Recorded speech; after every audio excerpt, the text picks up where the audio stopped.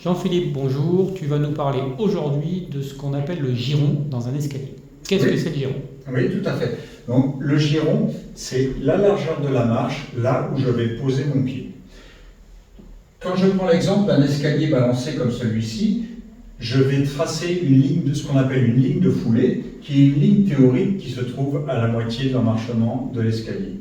Et le giron, donc, va être la dimension de la marche entre le nez de la marche du dessus et le nez de la marche du dessous, mais cette valeur va être prise verticalement et non pas en diagonale, parce que c'est verticalement que je vais poser mon pied sur la marche. Est-ce qu'il y a des préconisations justement concernant les dimensions des girons? Oui, tout à fait. La norme nous demande des dimensions à minima. C'est-à-dire que pour de la maison individuelle, on va nous demander 19 cm.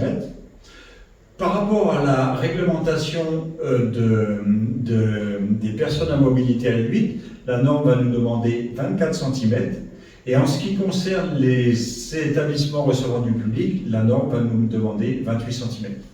Et qu'est-ce que tu nous conseilles pour que ce soit confortable quand on en a la possibilité?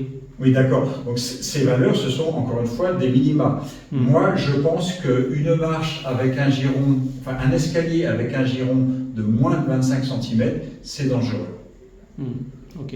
Parce qu'en descendant, on aura des difficultés pour poser le pied bien à plat, c'est ça en fait? Tout à fait, puisque quand je descends, en fait, je vais avoir mon talon qui va frotter le nez de la marche du dessus pour aller chercher à se poser. Donc je perds un peu en projection pour poser mon pied en appui, et ça risque si cette valeur est trop petite, si le giron est trop petit, je risque de glisser.